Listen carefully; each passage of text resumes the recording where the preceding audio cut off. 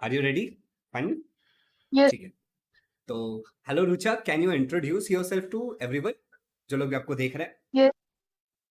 Myself, Rucha Sonar, and I got 88.40% in my SSC examination. I am from Sambhajinagar. Okay. Rucha, आपके 9th standard के score कितने थे? 9th standard में basically हमारी exam ही नहीं हुई थी आपकी स्कूल एग्जाम में की। नहीं हुई थी, बट फिर भी जो भी आपने प्रिपरेशन किया होगा तो आपको क्या लगता था कि अभी जैसे आपने 10th स्टैंडर्ड में 89% स्कोर किया, राइट? तो यस, 9th स्टैंडर्ड में आपको कितना मिल सकता था, आपको क्या लगता है? पास हो जाती थी। पास हो जाते? मीन्स कुछ ओके। प्रिपेयर नहीं किया। Okay, okay, okay. अच्छा, एक क्वेश्चन मैं हमेशा सभी लोगों से पूछता हूँ जिनको भी मैं इंटरव्यू करता हूँ। डू यू लाइक आपको ये भरोसा था कि आपको 89% मिलेगा? नहीं, मीन्स एक्चुअली 9th में तो कुछ प्रिपरेशन नहीं हुआ था ओके, और 10th भी हाफ सेमेस्टर तो चला गया था, सो ओके। नहीं लगा था कि लेंगे। फिर बाद ऐसा में थोड़ा थोड़ा हो गया। धीरे-धीरे ऐसा मतलब हो गया। चलो, हाँ, ओके। हो गया। तो आप ये बताओ लर्नर्स को, क्योंकि अभी आपने जो नंबर स्कोर किया है वो मुझसे 1% ज़्यादा है, ठीक है? मेरे को 88% मिले थे मेरे बोर्ड एंड आपको 89 मिले, कांग्रेचुलेशंस। एंड सबसे पहले आप ये बताओ कि आप 9th स्टैंडर्ड तक, चलो 8th स्टैंडर्ड और 9th स्टैंडर्ड तक चेंजिंग फेज होता है, लाइक बच्चा 8th स्टैंडर्ड तक प्रिपेयर करता है, 9th स्टैंडर्ड में थोड़ा चेंजेस आते हैं।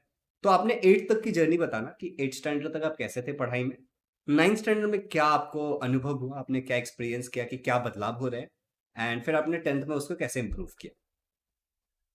8th स्टैंडर्ड तक तो मीन्स फर्स्ट टू 8 सिर्फ स्कूल था ओके। कि स्कूल में जो सिखाते उसका होमवर्क कर लेना और हम्म। बस हो गया। ओके, फिर 9th में तो लॉकडाउन लग गया और ओके। स्टडी का एक पार्ट समझ रहा था कि स्टडी कैसे स्टार्ट करे एंड करे। हम्म। मतलब एक लेसन हुआ है तो वो कैसे समझ में आया है वो ही नहीं समझ रहा था। ओके, फिर 10th में मैंने सोचा कि अभी तो स्टडी करनी पड़ेगी, बोर्ड सारे। तभी ओके। भी मुझे समझ नहीं रहा था कि मीन्स स्कूल भी फॉलो करती थी तो स्कूल का भी कुछ नहीं समझ रहा था।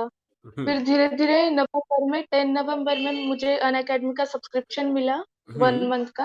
हम्म। तब से मैंने स्टडी स्टार्ट की ओके, तब से मेरी आपने स्टडी प्रॉपर। स्टार्ट किया। चलो ठीक ये है।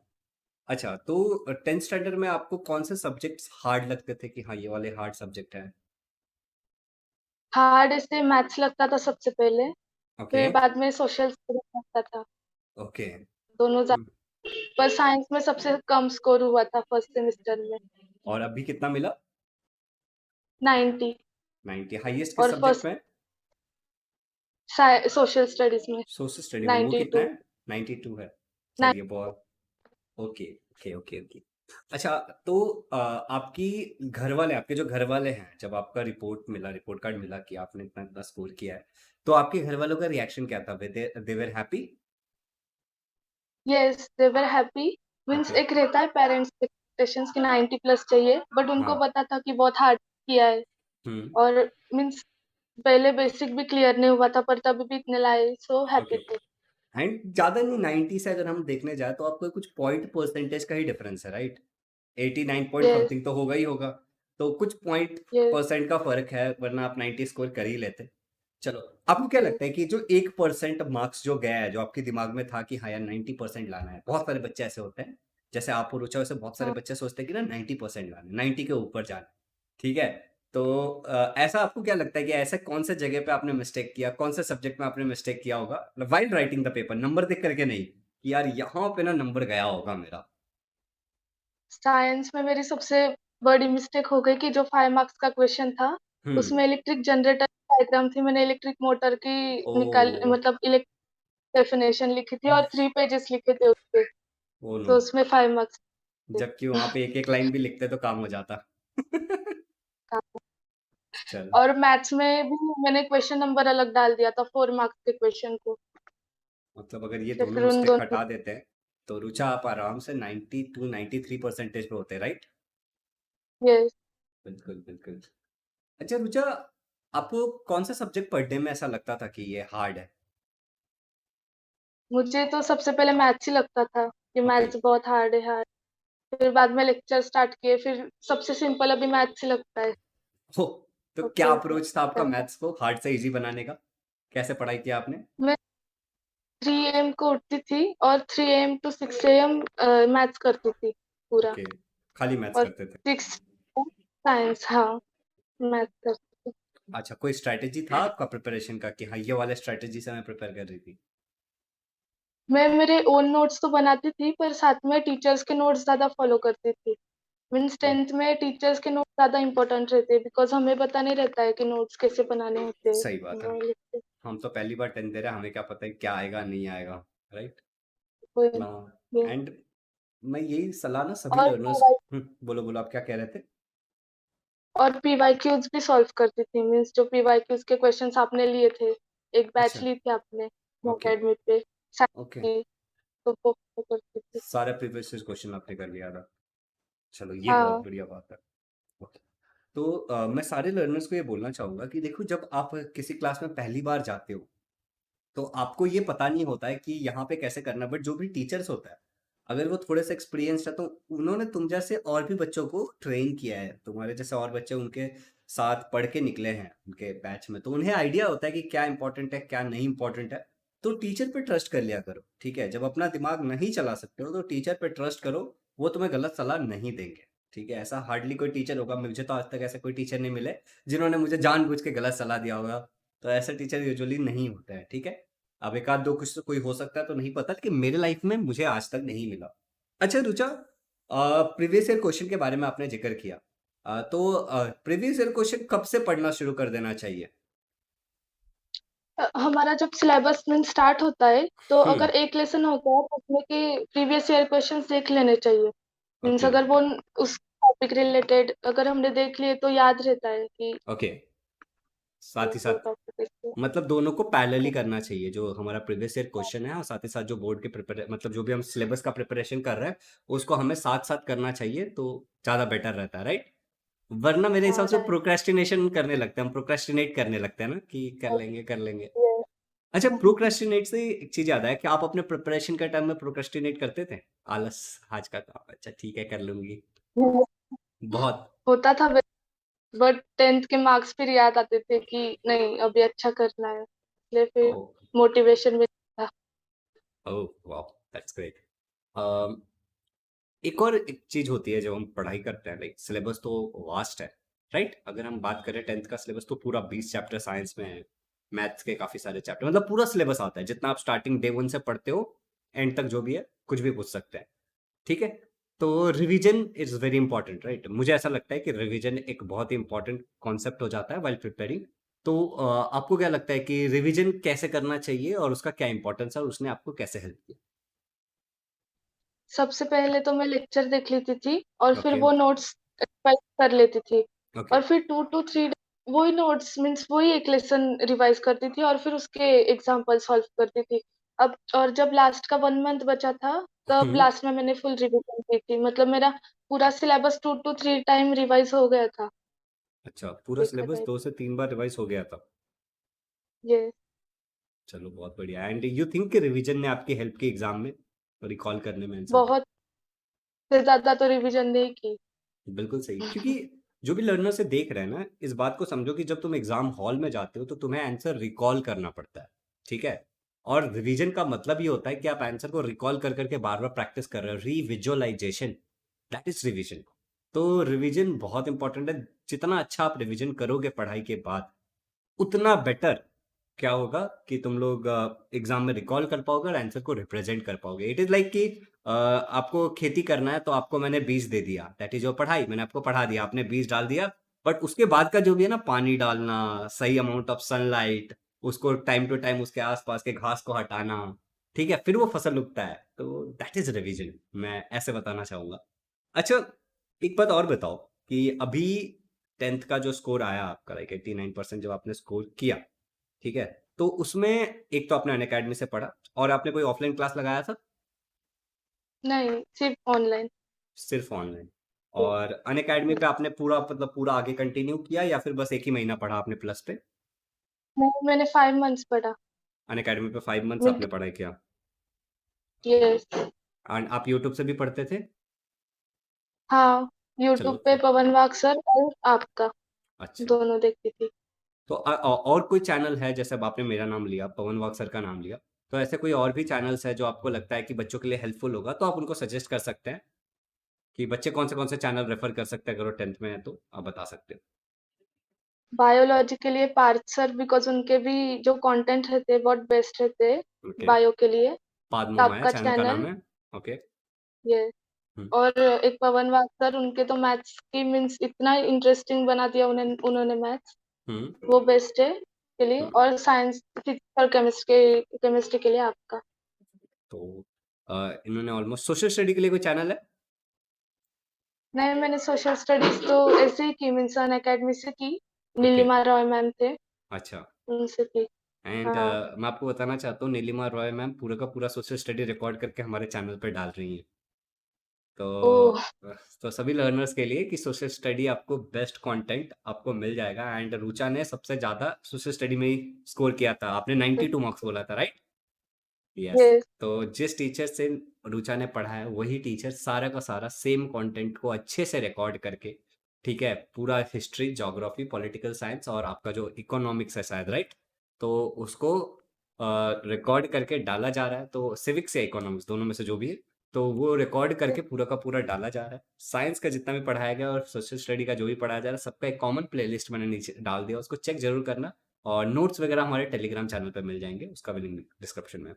अच्छा रुचा, डिस्ट्रैक्शन किस टाइप के आप फेस करते थे जब आप प्रिपेयर कर रहे थे? तो होता है अलग अलग प्रकार के फर्स्ट डिस्ट्रैक्शन तो होता है। ये क्या? Social media.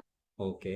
सोशल मीडिया पे जब यूट्यूब पे लेक्चर देखने जाते थे तो दूसरे दूसरे कंटेंट दिख जाते थे, तो हम्म। उसमें थोड़ा सा डिस्ट्रैक्शन होता था। ओके। और फ्रेंड्स दोस्त भी फ्रेंड्स से डिस्ट्रैक्शन भी। थे? आपके दोस्त देखेंगे ना ये, फिर आपको आएंगे बोलेंगे हम डिस्ट्रैक्शन थे। हाँ बोल। हम डिस्ट्रैक्शन थे। Okay okay okay. तो लाइक आपने कैसे डिस्ट्रैक्शन को ओवरकम, आप डिस्ट्रैक्शन किस चीज को बोलना चाहोगे कि किस चीज को हम डिस्ट्रैक्शन कह सकते हैं? मीन्स जब हम पढ़ रहे हो, नहीं तो हम्म। मीन्स जब पढ़ाई कर रहे हो तब हम्म। अगर कोई चीज हमें ये कर रही हो, परेशान कर रही हो, तो उसको डिस्ट्रैक्शन, चलो, तो उससे मैं बचना। लर्नर्स, ओके, मैं लर्नर्स के लिए सिंपलीफाई कर देता हूँ। आप लोग अट्रैक्शन समझते हो? अट्रैक्शन मतलब जैसे मान लो कि ये किटकैट रखा हुआ है, ठीक है, तो ये किटकैट मुझे अट्रैक्ट कर रहा है। ओके, तो मैं इसकी तरफ अट्रैक्ट हो रहा हूँ। इसका उल्टा होता है डिस्ट्रैक्शन, ठीक है। मतलब कि जैसे अभी मैं ये मीटिंग ले रहा हूँ, मुझे इस मीटिंग को तरफ अट्रैक्ट होना है, राइट? मुझे अपना फोकस यहाँ पे रखना है, अपने फोकस को अट्रैक्ट करके रखना है। बट ये जो किटकैट है वो मुझे अट्रैक्ट कर रहा है, तो मैं यहां से क्या हो रहा हूँ? डिस्ट्रैक्ट हो रहा हूँ, राइट? मतलब जो तुम्हें ये करना है उस चीज को छोड़ के अगर तुम कुछ और कर रहे हो तो वो डिस्ट्रैक्शन है। तो मैं हमेशा मेरे लर्नर्स को एक चीज सलाह देता हूँ, वो मैं बाद में दे दूंगा। पहले रुचा आप बता दो कि आपके हिसाब से डिस्ट्रैक्शन से बचने का रामबाण तरीका क्या है, आपके लिए क्या हेल्पफुल था? एक ईयर के लिए तो भी मीन्स सब छोड़ दो, सही सिर्फ सही स्टडी सन्यासी बन जाओ। ओके। ज्यादा कांटेक्ट ये रखे तो उससे अच्छा सबसे दूर रहो और स्टडी पे फोकस करो बस। चलो, तो रुचा का आइडिया बहुत बढ़िया है, लेकिन मैं थोड़ा सा और बेटर वाला देता हूँ आपको, क्योंकि ये रुचा से भी नहीं हो पाया था। ठीक है। राइट रुचा, ये नहीं हो पाया था। वो सलाह तो दे रही है but she was unable to do so. तो आप क्या कर सकते हो कि थोड़ा सा डिसिप्लिन लाओ अपने जीवन में, ठीक है। डिसिप्लिन किस तरीके से, तो ध्यान से सुनो। एक लिस्ट बनाओ डेली, रात को सोने से पहले। सुबह उठ के मत बनाने जाओ, क्योंकि सुबह उठ करके तुमने बना लिया और हो गया। रात को सोने से पहले एक लिस्ट बनाइए कि हाँ, ये कुछ 10 ऐसी चीजें हैं जो मुझे कल खत्म करना है। इसमें से कुछ छोटी चीजें हो सकती है, कुछ बड़ी चीजें हो सकती है, इंक्लूडिंग योर पढ़ाई, अदर एक्टिविटीज, एवरीथिंग जो आपको लगता है कि ये कुछ इंपॉर्टेंट बड़ी चीजें हैं जो मुझे करना ही करना है, ये कुछ छोटी चीजें हैं जो मुझे करना है। अब तुम्हारा कल बस एक ही काम है, उसको खत्म कर, ठीक है। जब तक वो खत्म नहीं होता तब तक तुम और कुछ भी नहीं करो। डिसिप्लिन चाहिए बस इसके लिए थोड़ा सा, और कुछ भी नहीं करना है। अगर तुम्हें लगता है ना कि अभी तुम्हारे सामने, जैसे मान लो कि मुझे ये किटकैट डिस्ट्रैक्ट कर रहा है, तो मैंने खुद को क्या बोला कि पूरी ईमानदारी से मैं इस मीटिंग को लूंगा और उसके पास एकदम आराम से ठीक है, पंखा वंखा चला करके, एसी वेसी चला करके इस किटकैट को खाऊंगा स्वाद ले लेकर के, ठीक है। तो मैंने इसको क्या किया, एक टाइम्स दे दिया कि हाँ तब मैं करूंगा। अब ये मेरे लिए डिस्ट्रैक्शन नहीं है। मेरे दिमाग को जैसे ये अट्रैक्ट करता है, मेरा एक अंदर से आवाज आती है कि हाँ, मीटिंग के बाद तो करना ही है ना। तो ऐसे अगर आपको मान लो कोई वेब सीरीज आपके सामने अचानक से आ जाता है और आपको देखना है, तो तुम क्या करो, लिख लो कि ये वाली वेब सीरीज मुझे एक्स वाई जेड डे को देखना है। अगर तुम्हारे सामने तुम यूट्यूब पे पढ़ रहे हो, कोई वीडियो आता है, उसको डाउनलोड करके रख सकते हो आप, राइट? यूट्यूब पे डाउनलोड कर पाते हैं हम। साथ ही साथ आप क्या कर सकते हो, उसको वॉच लेटर में ऐड करके रख सकते हो कि इसको मैं बाद में ऐड कर देख लूंगी, या फिर उसका लिंक कॉपी करके रख लो कि हाँ इसको मैं बाद में देख लूंगा। मतलब बहुत सारे ऑप्शन है डिस्ट्रैक्शन से बचने का। सिंपल है कि जो लिखा है वही करो, उसके अलावा कुछ मत करो। अगर कुछ और करना है तो उसको भी लिखो और उसको सही समय पे करो। That's it. ओके, तो डिस्ट्रैक्शन के बारे में बात हो गया। आप एक्सरसाइज करते थे? ज़्यादा तो नहीं करती थी बिकॉज़ टाइम ही नहीं रहता था। डू यू थिंक स्टडी कि करो, ये एक्सरसाइज करो। इंपॉर्टेंट है प्रिपरेशन के साथ साथ? बहुत इम्पोर्टेंट है। ओके। मेडिटेशन तो सबसे इम्पोर्टेंट है। आप मेडिटेशन करते थे? Yes, 10 minutes daily. Daily? Consistently अभी करते हो? यस। अभी नहीं करती हूँ, 10 तक करती थी, फिर सी बाद में लाइक आदत छूट अभी गई। अपना काम हो गया, 89% मिल गया, अभी क्या करेंगे मेडिटेशन करके अभी 12th में। ओके, तो आपने क्या लिया 11, अभी आपने 11th स्टैंडर्ड के लिए लिया है डिप्लोमा, क्या एडमिशन कहाँ लिया आपने?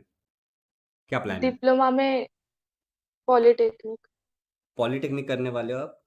कौन से इसमें? Yes, artificial intelligence.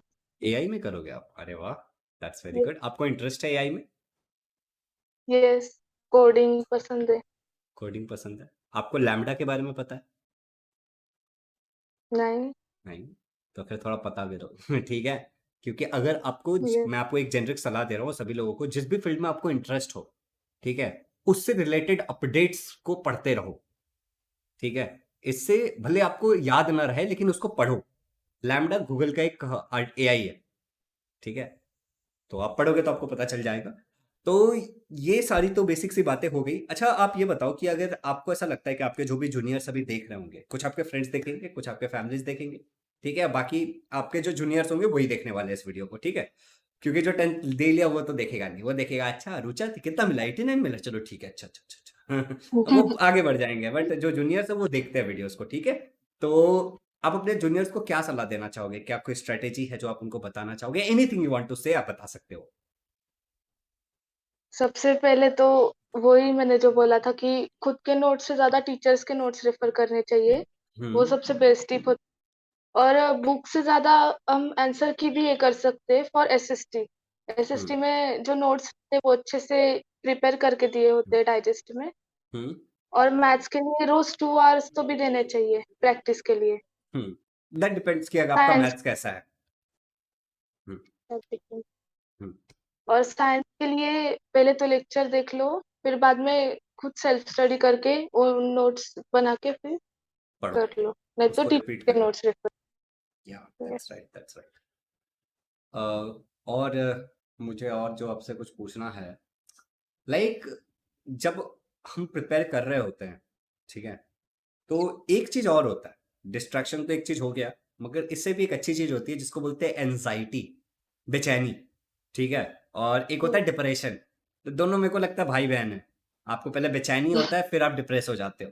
एनजाइटी आपको समझ है ना? कि जैसे मान लो ये कि बेचैनी हो रही है कि, और अभी जैसे मैंने आपको कहा कि 3 बजे हम लोग ये रिकॉर्डिंग करेंगे, तो आप लाइक कि क्या पूछ लिया जाएगा, मैं क्या करूँ, कुछ ऐसा तो पूछ लेंगे, कुछ सेंसिटिव मतलब कुछ दिमाग में आता है बेचैनी।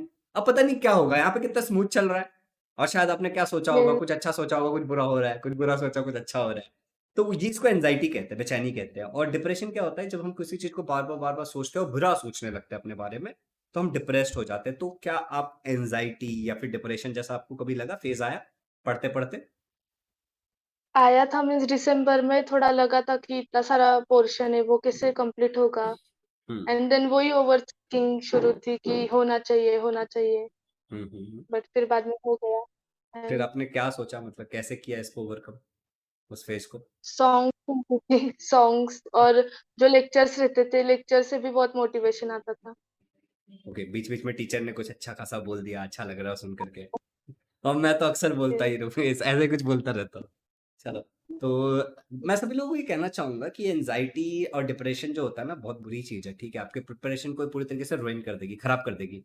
तो इसके लिए आपको क्या करना चाहिए ना, कि अपने ऊपर भरोसा रखो, ठीक है, अपने पेपर के ऊपर भरोसा रखो। ये इस बात को समझो कि तुम्हारे पहले रुचा ने भी एग्जाम दिया है, रुचा से पहले सिमरन ने भी एग्जाम दिया था, सिमरन से पहले साक्षी ने भी एग्जाम दिया था, साक्षी से पहले अभिनव ने भी एग्जाम दिया था। ये वो लर्नर्स है जिनसे मैं पर्सनली बात कर चुका हूँ।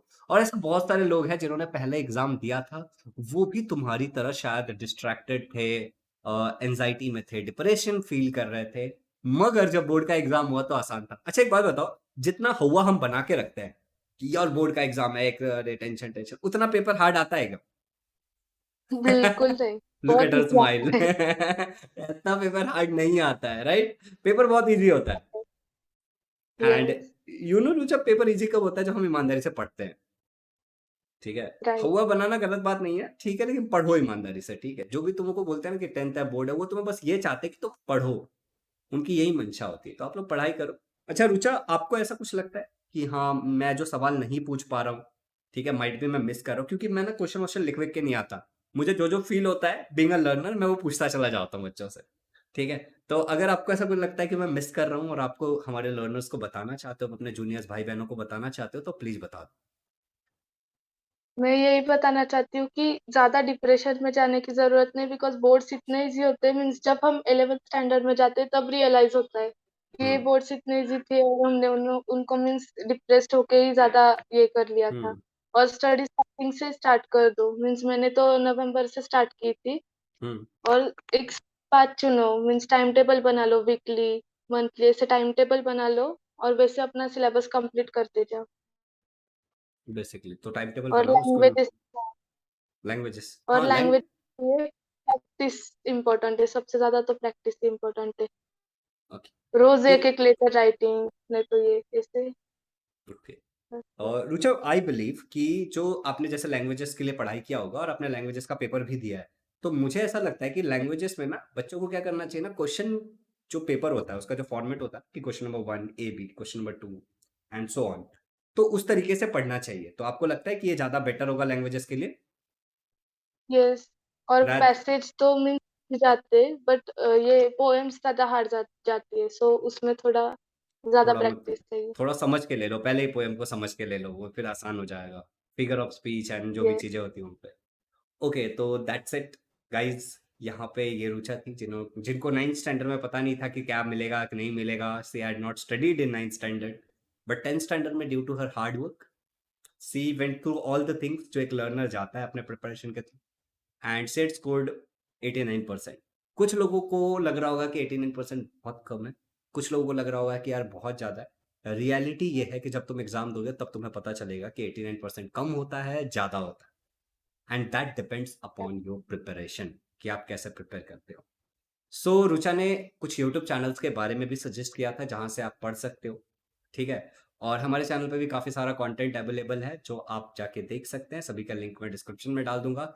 एंड वन मोर थिंग, अगर आपको लगता है कि आपने अभी 10th स्टैंडर्ड का एग्जाम दिया, लाइक सीबीएसई या फिर महाराष्ट्र स्टेट बोर्ड, और आपको लगता है कि you have something to share, I don't care कि आपको 45% मिले, 65 मिले, 75 मिले, 89 मिले, मैं पूछने नहीं आऊंगा, ठीक है?